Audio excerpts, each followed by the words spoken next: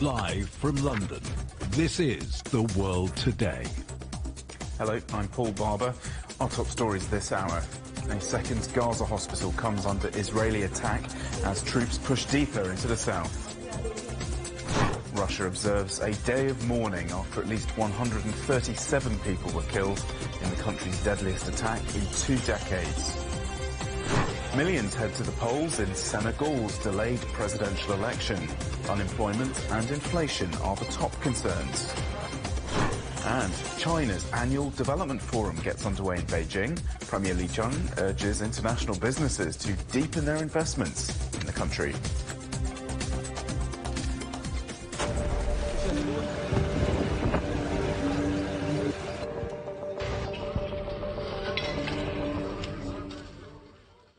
So we begin with the conflict in Gaza, where Israeli forces are pushing deeper into the south of the besieged enclave. Troops are now less than a kilometre from the Nasser hospital in Khan Yunis, a facility that is sheltering hundreds of displaced Palestinians. Locals reported military jets and drones firing from the air, which authorities say have killed 14 people in the last 24 hours. And our correspondent Akram Al-Sasri is in Rafah. Well, the Israeli occupation forces were deployed in the area surrounding Al-Amal Hospital in Khan Yunis city, not Nasser Hospital, and they were shooting at the people inside the hospital. They were asking the internally displaced people to move out of that building and to move to somewhere. Apparently, they want them to move to Al-Mawasi area, and apparently they are at the peak of a military operation targeting Nasser Hospital, targeting Al-Amal Hospital, and targeting many different areas and blocks within Khan Yunis city. Within the course of that fire, they killed 14 people, and they killed 2 more. 2 more just a couple of hours ago. One of them is emergency medical services officer who was on duty inside Al-Amal Hospital. And that fire is continuous now. The snipers were deployed on top of the roof of the houses around Al-Amal area. They're trying to block the people who are coming from the Khan Yunis refugee campsite, where they have the privilege of being on top of the high places, and they are thus targeting the people who are trying to move. So that all comes as part of a larger ground operation that was starting 2 days ago, that is still continuous, and with an objective of besieging the 2 main hospitals in the Khan Yunis city, Nasser Hospital and Al-Amal Hospital, and it looks like they are also targeting some other areas in Khan Yunis. And Akram, what's the latest on the raid at the Al-Shifa hospital in northern Gaza? The fire exchange, the heavy fire exchange is here for a few hours now inside Al-Shifa hospital and in the areas surrounding Al-Shifa hospital. The same tactic that has been happening in Khan Yunis is now applied with Al-Shifa hospital. They are besieging the hospital, they're attacking the different departments, they're inspecting all the spaces, they are even asking the people to move to the very south, and they're asking them to move anytime soon because they're telling them that they are subjected to an imminent death. They even asked 3 people who are injured to move from Al-Shifa hospital to reach Netzarim area, which is around 4 to 5 kilometers, and those 3 injured people were in a very miserable condition, yet they knew they have to continue walking and running to save their lives. So the situation is still dire, and the Israeli authorities have been stating that they are chasing the tourists within the complex of Al-Shifa hospital. They have arrested around 1,000 Palestinians, and they're continuing the inspection and the burning of the different departments and the breaking of the different machines and walls into the whole medical complex. So the situation stays as dire as it is, and even it is getting worse for the patients, for the medical staff, and for the people who are escorting the patients within Al-Shifa hospital, because they don't have water, they don't have supply. This is a very special time of the month for the people of Palestine. The month of Ramadan is a very special time for them.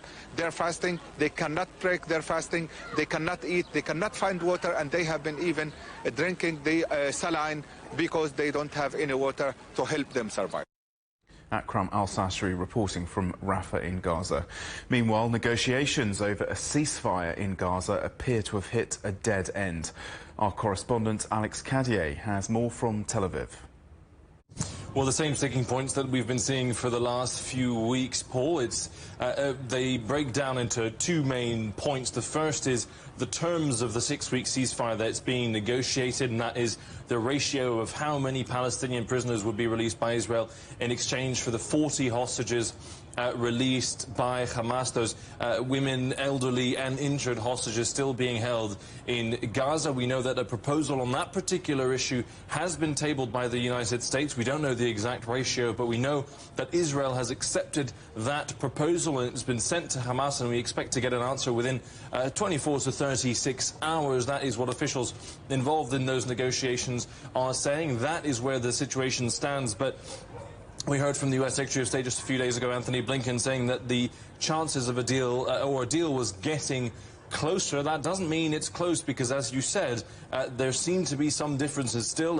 Hamas officials saying there are deep differences remaining, particularly when it comes to the other aspects of these negotiations, and that is the end to the war and the withdrawal of Israeli troops from Gaza. Hamas saying they want a comprehensive ceasefire, a long-lasting ceasefire, and the full withdrawal of troops from Gaza, Israeli troops from Gaza. Two issues that Israel says are completely unacceptable, so those negotiations go on, Paul. OK, Alex, let's stick with the diplomatic picture here. And Israel's defence minister's heading over to Washington, D.C. to meet with senior U.S. officials, obviously just on the back of this trip from Anthony Blinken to Israel. What's on the agenda for this visit? Yeah, Yoav Gallant, the Israeli defense minister, heading to Washington this afternoon. We know he will meet with his U.S. counterpart Lloyd Austin, with Secretary of State Anthony Blinken, with National Security Advisor Jake Sullivan. He has a long list of requests, we understand, from Israeli officials, weapons requests, requests for the acceleration of any deliveries that are coming, and also asking for permission to purchase more F-35 and F-15 fighter jets. Now, the last time, just a few days ago, that Yoav Gallant met with Lloyd Austin, the U.S. Defense Secretary, Lloyd Austin told him to be more cognizant, more aware of the mood in Washington. And we've seen just in the last day or so senior Democrats calling on Joe Biden to roll back his support, unconditional support, as they described it, to Israel because of the humanitarian situation on the ground. And, Paul, just in the last few moments, we heard from Kamala Harris, the U.S. Vice President, who said she does not rule out consequences should Israel go into Rafah, have that military operation in the southern city of Rafah in Gaza against the U.S.'s wishes. So you can expect rather tense, rather difficult conversations for Yoav Gallant, the Israeli defense minister, speaking to his U.S. counterparts. He wants more weapons from the United States. He has a list of demands, but there is certainly less of a mood in Washington, we understand, to be forthcoming with that support for Israel. So clearly quite a difficult diplomatic trip for Yoav Gallant, Paul. That was Alex Cadier reporting from Tel Aviv. In other news, Nigerian officials say more than 130 students who were abducted by gunmen earlier this month have now been rescued. It comes days before a deadline to pay a ransom of almost $700,000. The students were taken from their school in Kaduna State in the first mass abduction in Nigeria since 2021. Original reports said that 287 students were taken, but a government spokesperson said that figure was wrong and that all 137 hostages were freed. Voters in Senegal are choosing a new president. The delayed election is taking place after weeks of opposition protests against attempts by outgoing President Macky Sall to postpone the vote until December. Sall is barred from running again after reaching the 2-term limit. CGTN's Nick Mudimba has more now from Dakar. 15,633 polling stations opened countrywide in Senegal. Millions of voters started the democratic process seamlessly, and about 7.3 million voters are expected to finish voting just before 6 p.m. local time. A team of 1,000 observers drawn from the civil society and international missions are closely monitoring the election. 500 observers will be stationed at polling offices around the country, and another 500 will travel between sites to monitor the vote. Now, election campaigns ended on Friday. Differences between the general election and, of course, over the general election, which was first postponed, then cancelled before being brought forward, nearly plunged the country into unprecedented constitutional crisis. Also unprecedented was the length of the election campaign. 2 weeks only. Vote counting will start immediately after polls close, and provisional results are expected to be announced before March 26th. Nick Mudimba, CGTN, Dakar, Senegal. Russia is observing a day of mourning after that attack on a Moscow concert hall that left at least 137 people dead. It's the deadliest attack in Russia in almost 2 decades, and President Vladimir Putin has vowed to punish all those involved. 11 people have been arrested, including 4 suspected gunmen. Islamic State has claimed responsibility, but Putin has not publicly mentioned the militant group in connection with the attackers, who he said were trying to escape to Ukraine. Let's get more now from our correspondent in Moscow, Dasha Chernyshova. So, Dasha, Russia is in mourning, the victims of this attack. What's been happening today?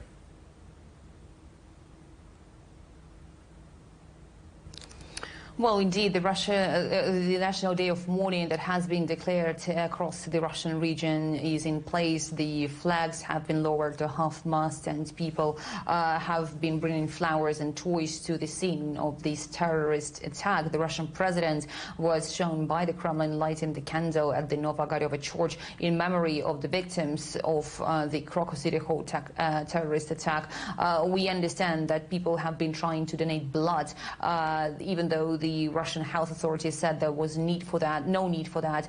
We've seen lines of people, about 5,000 have been told to have already donated their blood for the victims, and we have heard about several organizations, both commercial and state ones, saying that they will be providing all sorts of help to the victims of this attack as well as their families. Now, we understand that over 180 people have been injured, and some of them have already been discharged from hospitals, but some remain in the critical situation, in critical condition, and they are being provided with the help. The death toll from the attack could further increase given the very fact that the rubble is still being cleared, and more bodies could be found under that rubble. Interestingly, we've heard from the owner of the Crocus City Hall, Galarev, saying that he is willing to restore the building after the clearing is over. So certainly a very sad day for many Russians, especially Muscovites, who are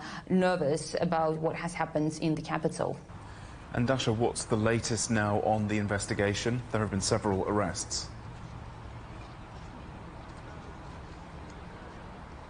That's right. 4 men who have been detained in the Bryansk region are said to have directly participated in this attack. We understand from the investigative committee that they have been brought to the headquarters of the investigative committee in Moscow. They have been under the procedures, as the investigative committee described it, in terms of the interrogation, in terms of other necessary steps that will be helping the investigators found out who actually ordered these 4 men to carry out this act of terrorism. We also are waiting for the measure of the arrest to be carried out by a court in Moscow.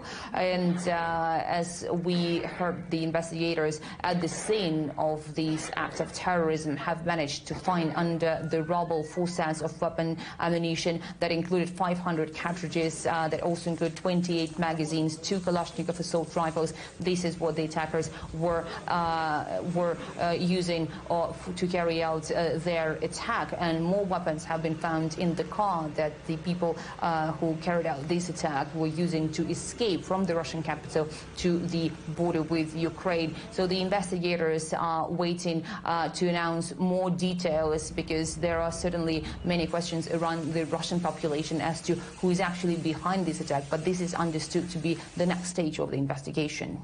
All right, Dasha, thanks so much for that update. That's Dasha Chernyshova reporting live from Moscow. Well, Ukraine's President Volodymyr Zelensky has denied any Ukrainian involvement in that attack in Moscow. Russia says that the gunmen attempted to flee to Ukraine after the attack, but Zelensky called the claims entirely predictable and says that his Russian counterpart, Vladimir Putin, is trying to shift the blame to someone else. Ukraine has stepped up its maritime attacks in the Black Sea, striking 2 Russian warships. The military said the operation targeted the 2 landing vessels in a port on the Crimean Peninsula, as well as a communications centre and other infrastructure.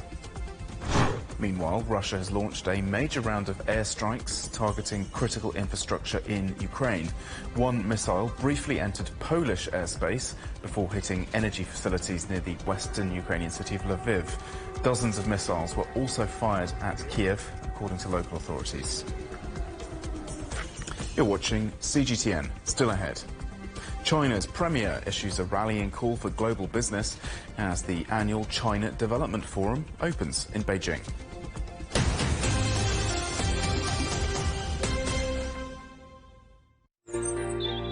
Ever wondered what's the difference between a bear and a bull market? Where are the cash cows? And who are the lame ducks? And what exactly are black swans? Grey rhinos? And unicorn companies?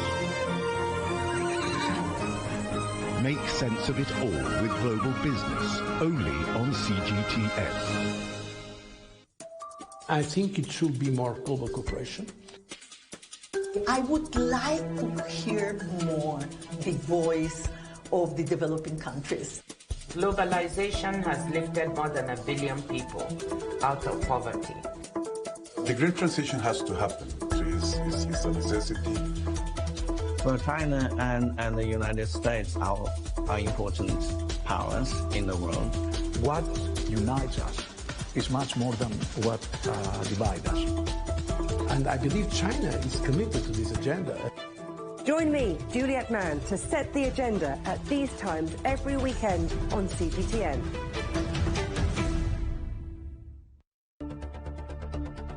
Events have consequences. Words create impact. One more offensive in a long line of battles that's been ongoing for more... Just got to be careful here with some gunshots. Excuse us. The world today matters for your world tomorrow. The number of casualties is growing quickly. Why? This is one of the hardest hit towns in the region. The world today, every day on CGTN.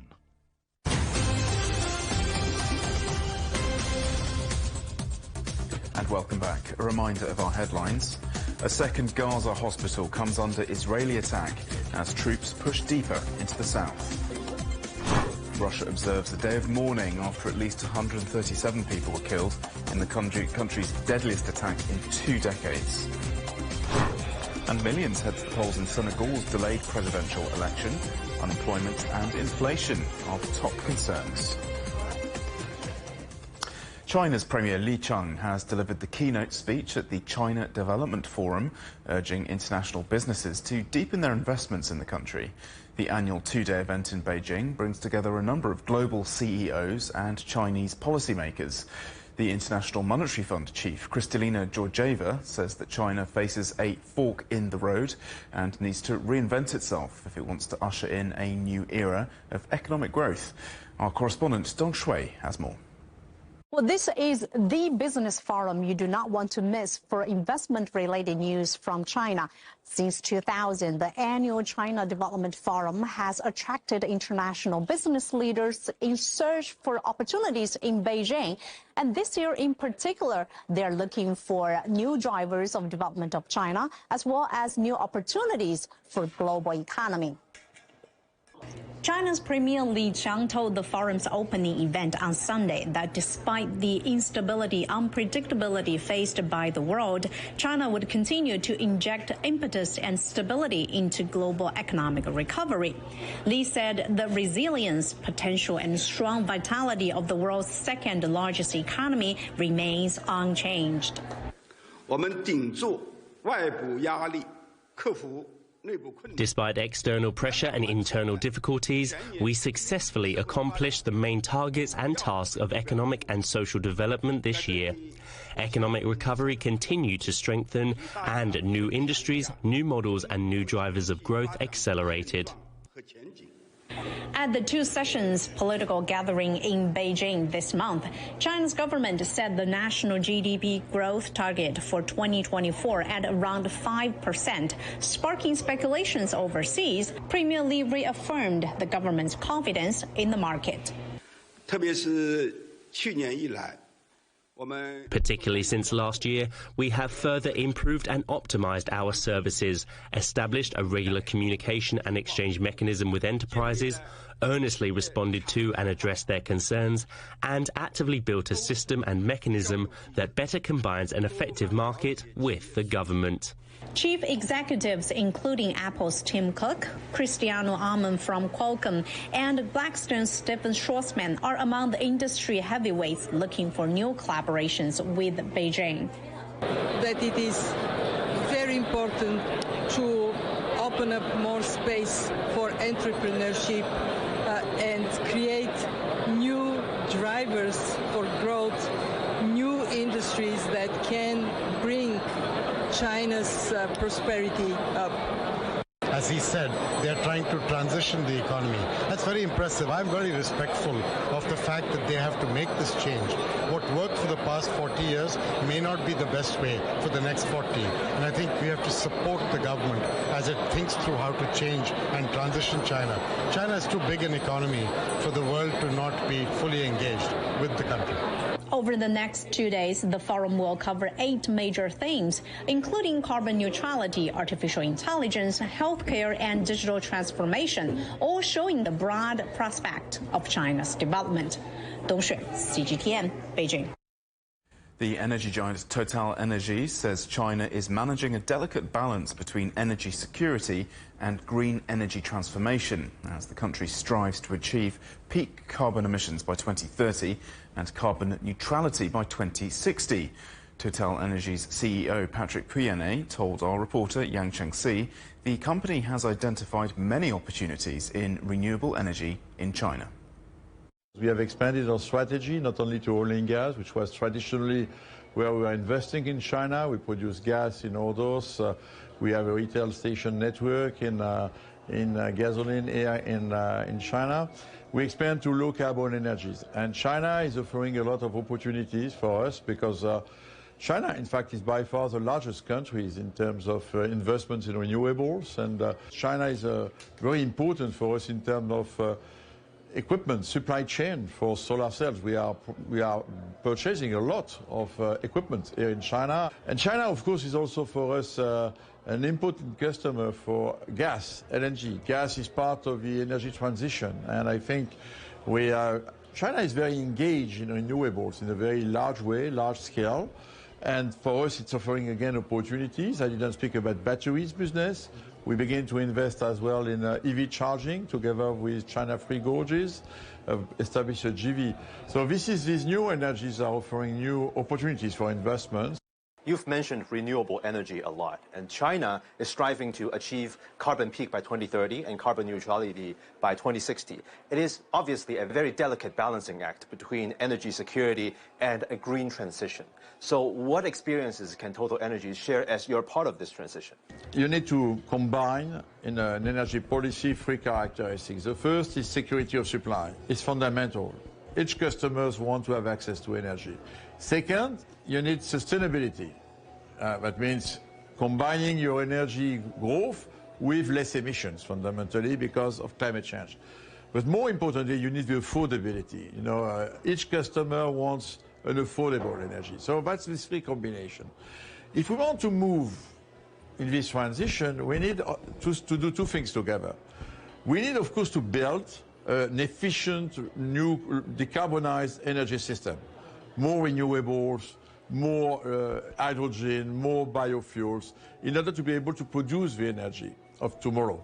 But at the same time, we need to invest in the energy which today is our life, which is still oil and gas, coal for China. Because if we begin to abandon, to give up on the energy of today too quickly, then the price will go up because there will be still a growing demand, a lack of energy, and the new energy system will not be ready. China is a very good example where what is happening here. You are heavily investing in these renewables. You are at the forefront, again, of all these low-carbon energy. But at the same time, you have a growing demand because of a large population. So you have to maintain a certain coal-fired capacity. But where you are very impressive, I met some companies yesterday, where you are moving quickly on technologies like CCUS, carbon capture and storage were on supercritical coal. So that's also a way to combine, I would say, the energy that we need today and the energy transition, because the objective is less emissions.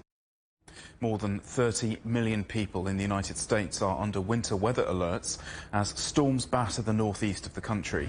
Hundreds of thousands of homes are without power in Maine, New Hampshire and New York State, and there's major disruption at airports. Philadelphia has recorded its wettest ever day in March, with a month's worth of rain falling in just half a day.